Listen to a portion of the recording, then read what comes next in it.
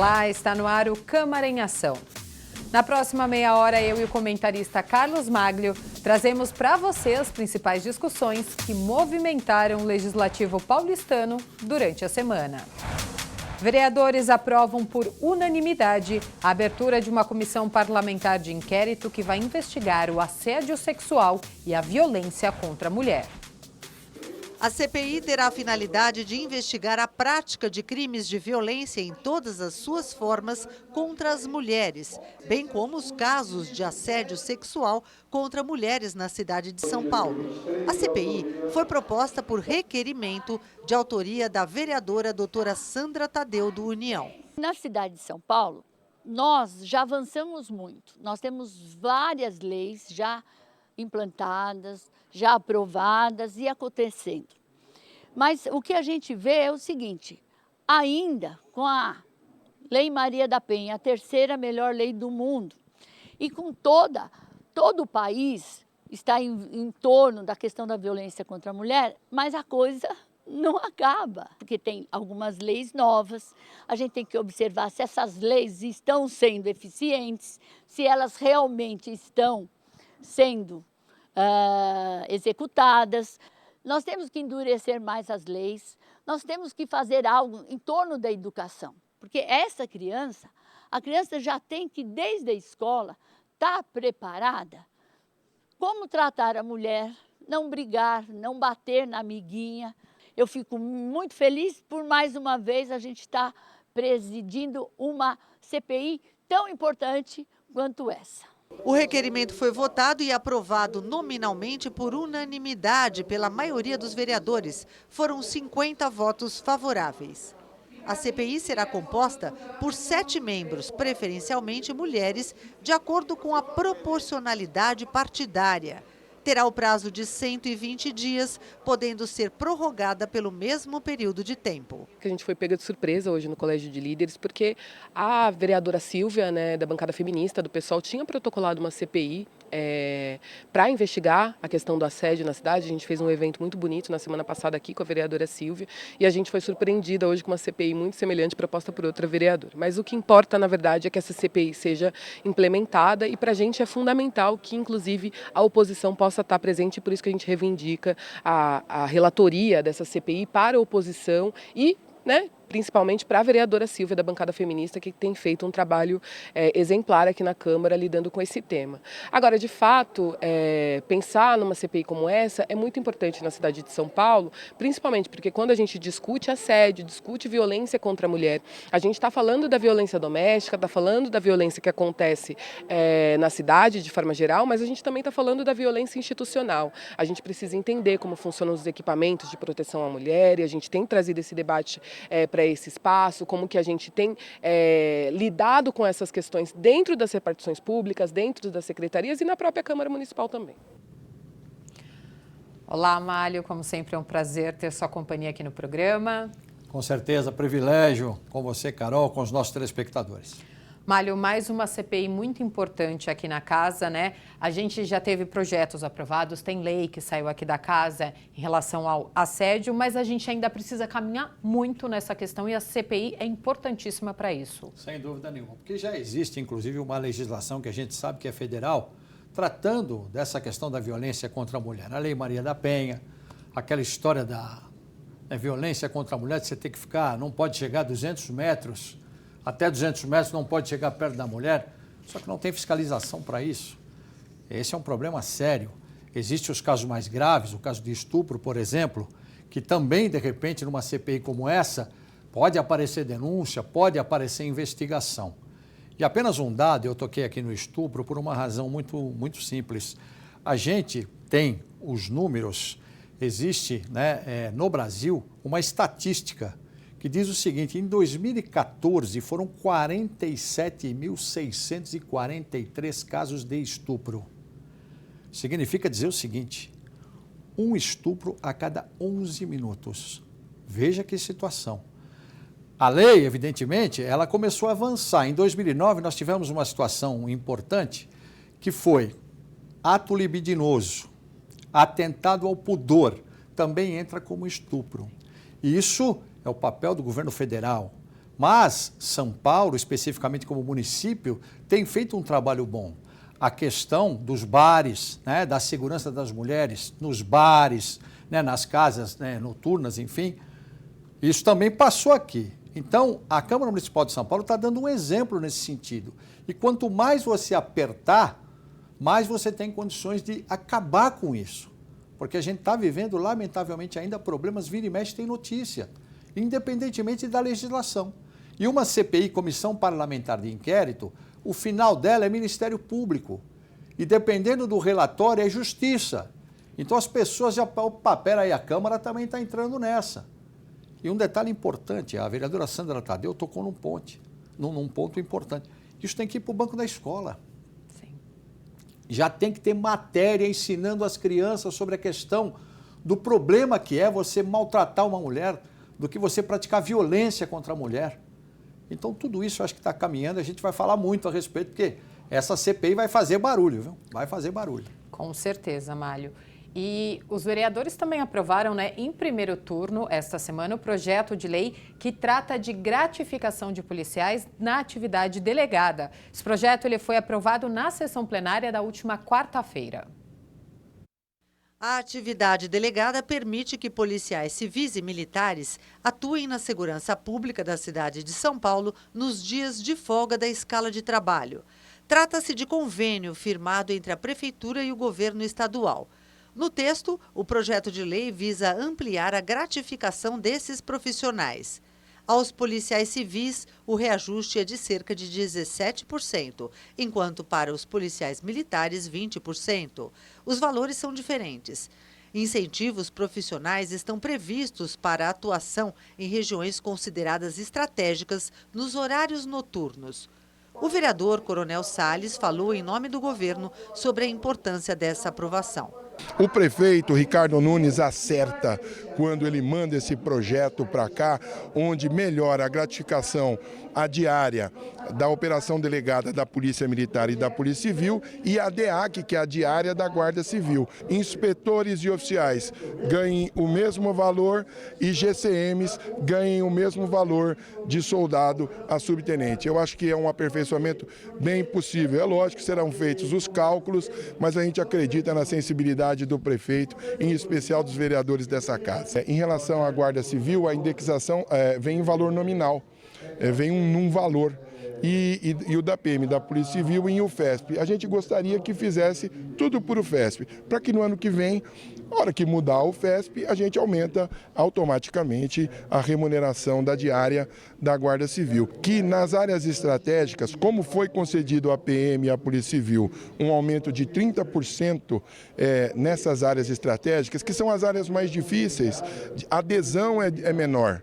Então a gente promove, quando a gente pede para que seja pago a mesma coisa para a Guarda, para que a gente consiga a adesão da nossa Guarda Civil. Então, e quem ganha mais é a população. O projeto foi aprovado por votação simbólica pela maioria dos vereadores, com abstenção do PSOL. Durante a discussão, os vereadores apontaram alguns ajustes que precisam ser feitos para a segunda votação. O que está fazendo aqui é mudar o cálculo para um reajuste. O que nós somos a favor, mas o que nós somos contra, né? Por exemplo, o cálculo do DEAC, que é para o GCM, é menor do que a operação delegada. Então, por que não equiparar se as duas guardas fazem praticamente hoje os mesmos serviços? O dinheiro é municipal.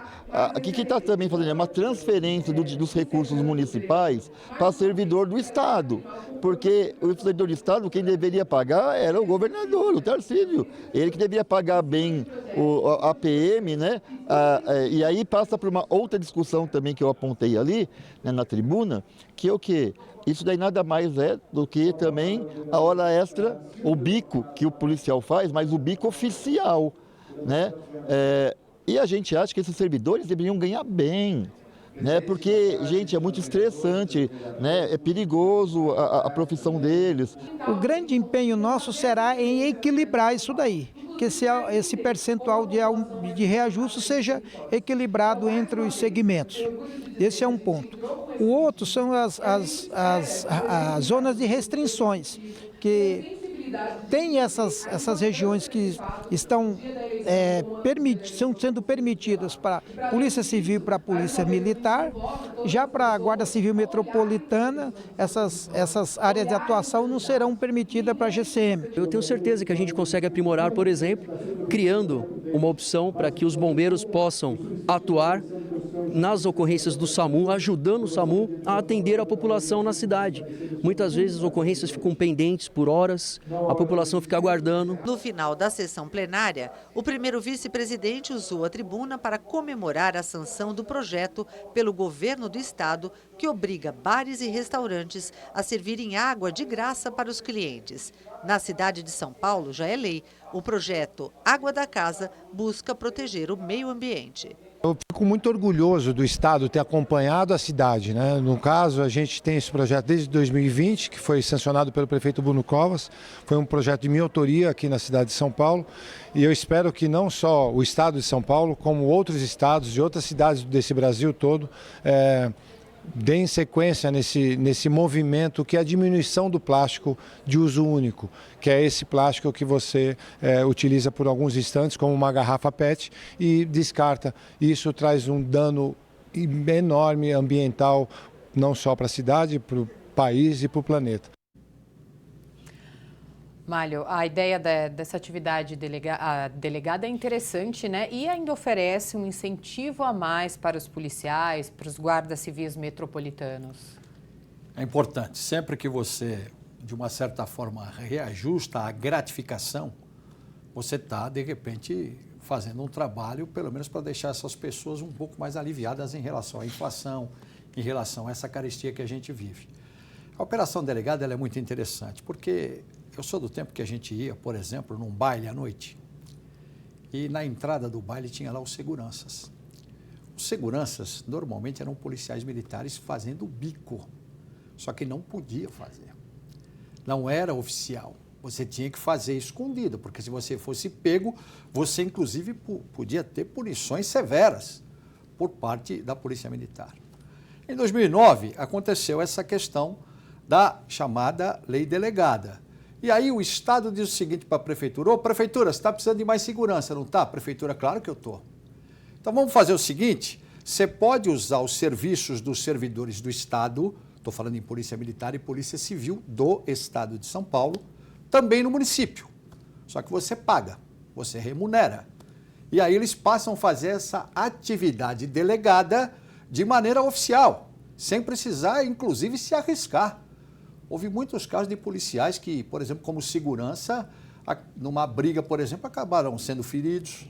E aí vai falar o quê no batalhão, né? Como é que aconteceu isso? Então, isso aconteceu para melhorar a segurança no município. Os municípios tomaram essa decisão de fazer esse trabalho, trazer essa atividade delegada, que também, depois da instituição da Guarda Civil Metropolitana, passou também a ter oportunidade, e os GCM também, de participar dessa atividade. Então, é um reajuste.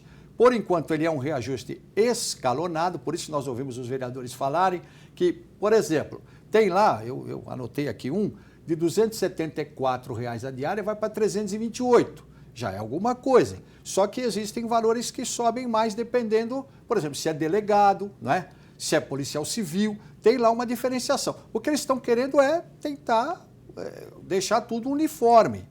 Agora, de qualquer maneira, sem dúvida que é um incentivo. Você falou bem. A partir do momento que você tem um dinheirinho a mais, principalmente nessa situação que nós vivemos, sempre é bom, né, Carol? Com certeza, Mário. A gente vai ter que ir para um rápido intervalo agora e no próximo bloco nós falamos sobre a reunião da subcomissão que estuda a viabilidade da tarifa zero nos ônibus de São Paulo. Fique com a gente, o Câmara em Ação volta em instantes.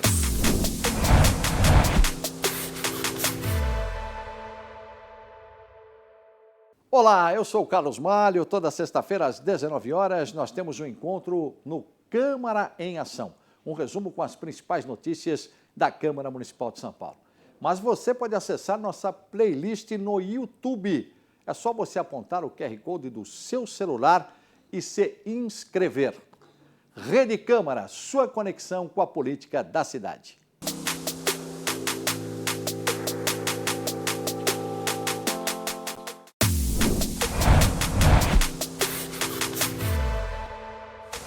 Estamos de volta com o Câmara em Ação. A CPI dos furtos de fios e cabos recebeu um representante da Divisão de Atividade Técnica do Corpo de Bombeiros para falar sobre os requisitos de segurança contra incêndios em depósitos de recicláveis. Para aprimorar a legislação de prevenção de incêndios, a CPI recebeu o subtenente da PM do Corpo de Bombeiros do Estado de São Paulo, da Divisão de Atividade Técnica. Ele explicou que a atividade de depósito de recicláveis, os ferros velhos, é classificada como alto risco. Por isso, deve cumprir uma série de requisitos para obter o alvará. E vai depender da área construída.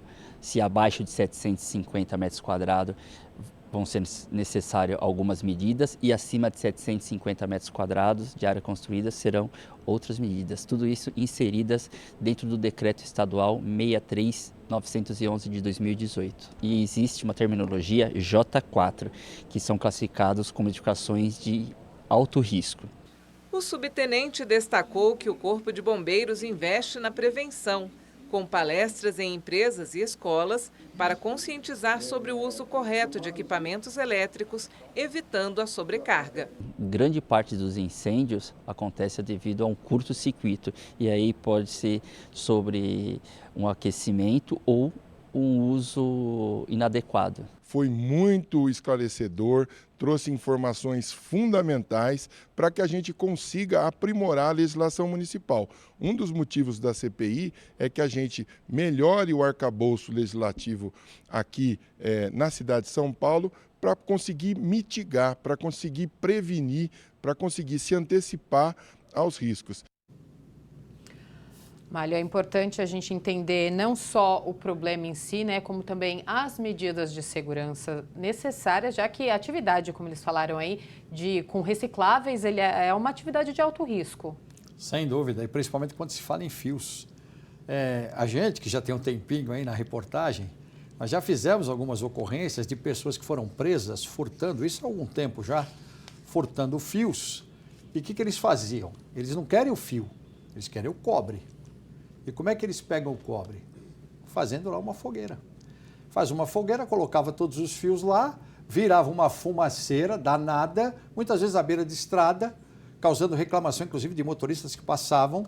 Normalmente a reportagem, às vezes, era acionada para ir em determinados lugares, chegava lá, a polícia estava lá, mas que aconteceu? Não, estavam roubando o fio, estavam queimando aqui, foram presos.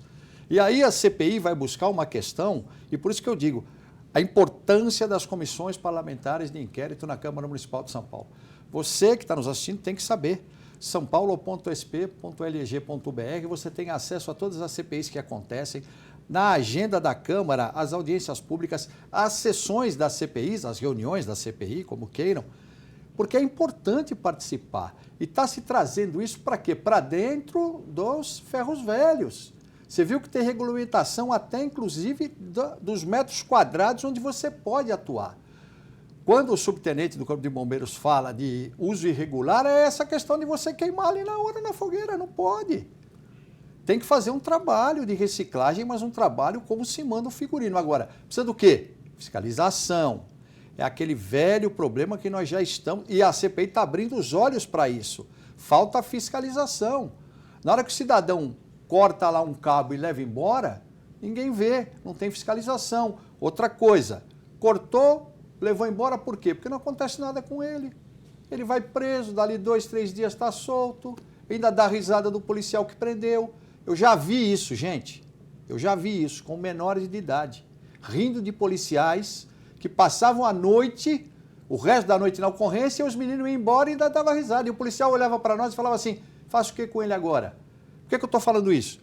Legislação federal, Congresso Nacional, roubou cabo, roubou fio, colocou em risco uma cidade inteira, vai preso. Ah, vai sair? Bom, não sabe onde você vai sair, você vai ficar. O outro que vê fala assim, opa, eu vou pensar 2 vezes para roubar. Vai inibir, né? Para inibir. Mesma coisa quem trabalha com reciclagem. Se houver punição, eles vão começar a trabalhar direito, Carol. Com certeza. Né? Vamos falar agora de outro assunto, falar um pouco de transporte público e de um assunto que a gente gosta bastante, que é a Tarifa Zero. Porque a subcomissão da Tarifa Zero recebeu nesta quinta-feira o ex-secretário municipal de Transportes de São Paulo, Gilmar Tato. A subcomissão Tarifa Zero é vinculada à Comissão de Finanças e Orçamento e estuda a implantação da gratuidade no transporte coletivo no município de São Paulo. A reunião extraordinária recebeu o deputado federal Gilmar Tato, do PT, ex-secretário municipal de Transporte de São Paulo, que tem se dedicado a diversas iniciativas a fim de tornar realidade a tarifa zero na esfera federal. O deputado apresentou considerações sobre a viabilidade da tarifa zero com relação ao impacto econômico, mas também do ponto de vista social e de qualidade de vida. A tarifa zero já é uma realidade em 23 cidades do estado de São Paulo e 81 no Brasil. Segundo o deputado, aplicável também para uma cidade como São Paulo, e demonstrou que o Vale Transporte seria mais do que suficiente para garantir a execução da tarifa zero na cidade. Do ponto de vista do impacto econômico para as cidades, para o comércio, o aumento foi assim vertiginoso, de 25% a 30%, tem um retorno muito grande do ponto de vista do emprego, do aumento da receita para o comércio, porque quando o comércio começa a vender mais, a pessoa naturalmente tem que contratar mais funcionários. Então a economia aquece na cidade sem dificuldade nenhuma. O termo tarifa zero, conceitualmente, ele é até errado o nome, sabe por quê? Porque não é zero. Alguém está pagando. E quem que está pagando? É toda a população. É o comerciante no Vale Transportes, eventualmente, se uma lei aprovada, o usuário do carro pode pagar, é a pessoa que mora na cidade e paga impostos. Vamos imaginar que o empregador, até porque ele não paga o Vale Transporte para todos os funcionários, mas que reduz a metade, ele não precisa pagar 4,83, paga 2,40, 2,20, você percebe? Por viagem. Só aí já fecha a conta. É para mostrar que o problema não é financeiro, tem como fechar a conta fecha. E é possível isso acontecer em todas as cidades. E isso vale para a cidade pequena e para a cidade grande. O presidente da subcomissão, vereador Paulo Frange, do PTB, demonstrou preocupação com relação ao uso do Vale Transporte, por ser garantia de lei trabalhista. Mas está confiante de que poderá ser um caminho promissor.